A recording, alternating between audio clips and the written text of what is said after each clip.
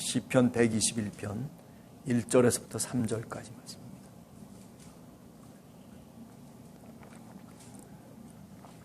내가 산을 향하여 눈을 들리라. 나의 도움이 어디서 올까? 나의 도움은 천지를 지으신 여호와께서로다. 여호와께서 너를 실족하지 아니하게 하시며 너를 지키시는 이가 졸지 아니하시리로다. 아멘. 예. 자, 내가 산을 향하여 눈을 들리라. 나의 도움이 어디서 올까? 네. 저는 이 시편을 통해서 제일 먼저 생각해 볼 수 있는 것은, 인간이라고 하는 것은, 나라고 하는 한 존재는 뭔가 도움을 필요로 하는 존재다라고 하는 거죠. 우리 인간이 사회를 형성하고 살아가는 그 목적 중에 하나도 이 도움이라고 하는 주제와 관련이 있다라고 그렇게 말씀드릴 수가 있습니다. 서로가 서로를 필요로 하는 존재라고 하는 그런 의미도 될 수 있겠다라고 생각합니다. 우리가 가정을 이루면서 살아가는 것도 남편과 아내, 부모와 자식 간의 관계도 마찬가지죠. 사실 도움의 관계가 없다면 그게 무슨 관계겠습니까? 도움을 주다 보면 내가 희생해야 되는 경우도 있고, 또 도움을 주다 보면 그 속에서 사랑과 애정이 싹트기도 하고, 부모와 자녀 간의 관계도 마찬가지 아니겠습니까? 자녀에 대해서 부모가 헌신적으로 자기를 희생하지 않습니까? 이게 다 도움이라고 하는 개념 속에 포함되어 있는 하나의 행동이라고 얘기할 수 있죠.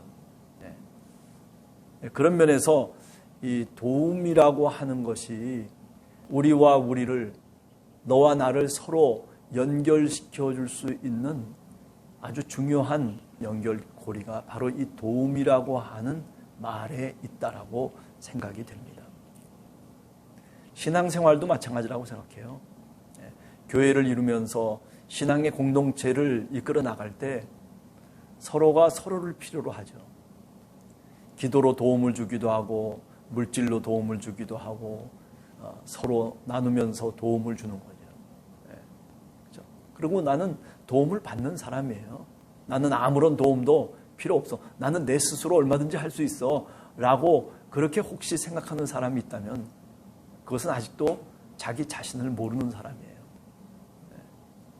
나라고 하는 존재는 내가 신앙인이라면 더욱더 이웃의 도움을 필요로 하는 사람이에요. 우리가 잘 알지 않습니까?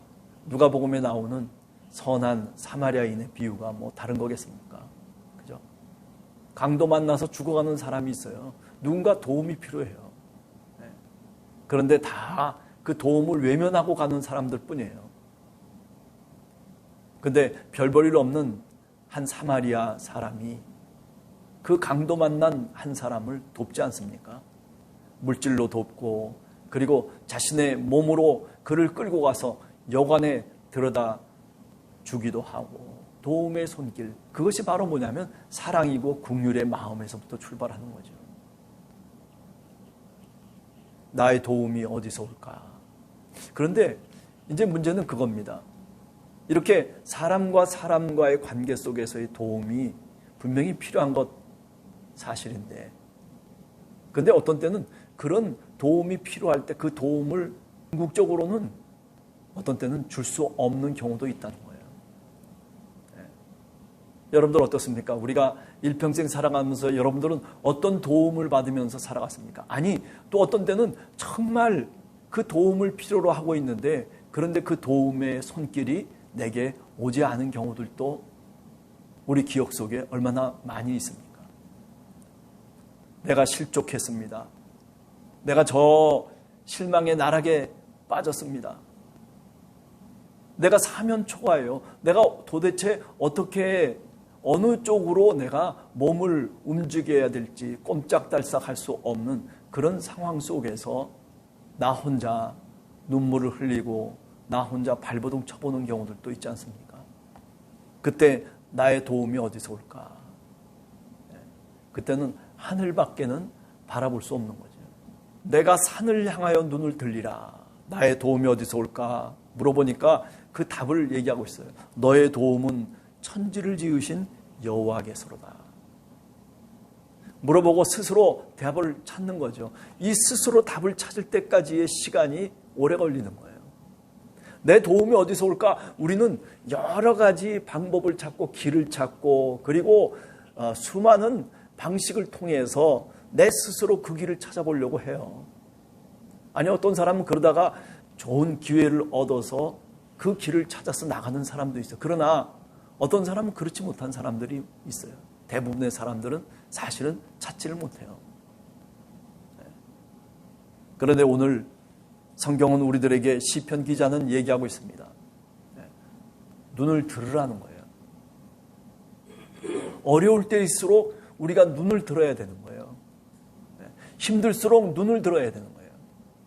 힘들수록 땅에 쭉 쳐져가지고 그래가지고 땅만 바라보면서 살아가는 것이 아니라 고개를 숙이고 살아가는 것이 아니라 힘들고 어려울 때 하늘을 바라보라는 거예요. 나의 도움은 천지를 지으신 여호와에게서로다. 저 산을 향해서 눈을 들라고 하는 것은 바로 하나님이 계신 예루살렘 성전이 있는 바로 그 산을 얘기하고 있는 겁니다. 하나님이 함께 하시는 곳, 그곳이 어디겠습니까? 여기가 하나님이 함께 하신다라고 내 스스로 믿고 고백하면 그곳이 하나님이 함께 하는 곳이에요. 우리가 잘 알듯이 창세기에 야곱이 베델이라고 하는 곳에서 하나님을 만나지 않습니까? 지쳐서 쓰러져 있고 그저 돌멩이를 베개로 잠잘 수밖에 없는 그런 처지에 놓였을 때 정말 절망의 나락이죠. 에서형을 피해가지고 도망치면서 죽을 똥살똥하면서 지금 이 베델까지 도망쳐 왔는데, 그런데 이젠 모든 게 만신창이 돼버린 거예요. 아니, 내가 더 이상 도망칠 곳도 없다고 생각하는 거예요. 근데 그 밤중에 돌을 베개 삼고 자고 있는 잠든 사이에 하나님께서 꿈을 통해서 그에게 찾아오시잖아요. 그죠? 그러면서 그 결론은 뭡니까? 그 결론은 이곳이 바로 벳엘, 하나님의 집이다. 네. 깜짝 놀래가지고 꿈에서 깨서 그는 새롭게 신앙을 고백합니다. 내가 이렇게 하겠습니다. 내가 저렇게 하겠습니다. 내가 다시 이 장소로 돌아온다면 내 모든 것의 10분의 1을 하나님께 드리겠습니다. 그리고 돌을 삼아서 기름을 붓고 그리고 거기서 자기 스스로 서약을 합니다. 자기 스스로 다짐을 하고 하나님 앞에 맹세를 합니다. 그게 벳엘이에요. 하나님의 집이로구나. 이곳에 하나님이 있는 줄을 내가 알지 못했다라고 하는 거죠. 오늘 시편 저자는 그 예루살렘 성전을 향해서 눈을 들어라. 예루살렘 성전이건 아니면 야곱이 하나님을 만난 베델이건 아니면 오늘 우리들이 교회 속에 있건 상관없어요. 이곳이 하나님이 함께 하시는 곳이라고 그렇게 내가 마음속에 고백하고 눈을 들으면 그곳에서 하나님을 향해서 소망하며 바라보기 시작하면 바로 그곳이 하나님이 계신 곳이 되는 거죠. 나의 도움이 어디서 올까? 나의 도움이 어디서 올까? 바로 이곳이구나. 바로 저곳이구나. 오늘 우리가 하나님이 임재하시고 하나님이 나와 함께 하신다라고 확신할 수 있는 장소가 어디입니까? 내 가정입니까? 아니면 내 교회입니까? 아니면 내가 살아가는 삶의 자리, 내가 직장에서입니까? 어느 곳에서입니까? 여하튼 내 마음속에 하나님이 계시다라고, 하나님이 살아서 나와 함께 하신다라고 하는 하나님이 만나 주실 바로 그곳을 내가 향해서 눈을 드는 거예요. 그리하면 어떻게 하겠다고 얘기합니까? 여호와께서 그리하면 너를 실족지 아니하게 하실 것이다. 네. 너를 지키시는 바로 여호와 하나님께서 너를 지켜주실 것이다 라고 하는 그런 말을 다시 또 던져주기 시작하는 거죠. 네. 그렇습니다. 신실하신 하나님이십니다. 우리가 어느 곳에서 무엇을 하든지 하나님은 우리를 돕기를 원하시는 분이에요. 이 사순절 기간 동안에 우리가 다른 것보다도 산을 향해서 눈을 드시기 바랍니다. 하나님을 향해서 눈을 뜨고 하나님을 향해서 내 눈을 들어서 바라볼 수 있는 모세의 시대 때도 그 광야에서 이스라엘 백성이 불뱀에게 물렸을 때 치유함을 받고 그리고 그 죽음으로부터 다시 살아날 수 있었던 것처럼 예루살렘에 매달려 있는 그 나무 십자가에 달리신 예수 그리스도를 우리가 바라볼 때마다 그 십자가 위에 달리신 예수 그리스도를 통해서 우리가 바로 도움을 받는 사람으로 다시금 새롭게 그분을 고백할 수 있게 되는 거죠. 오늘 우리는 예수 그리스도를 통해서 성령을 통해서 주님이 도우심을 우리가 늘 경험하면서 살아가는 사람들입니다. 주님께서 성령을 통해서 우리와 함께 하시고 우리 옆에서 돕기를 원하시는 분입니다. 우리 눈에 보이지도 않지만은 그러나 성령의 능력을 통해서 사도행전 3장에 보면 성전 미문가에 앉았던 안진뱅이가 일어납니다. 나사렛 예수 그리스도의 이름으로 일어나 걸으라고 했을 때 나사렛 예수 그리스도의 이름, 그 이름의 권세 때문에 놀라운 기적이 일어나기 시작합니다.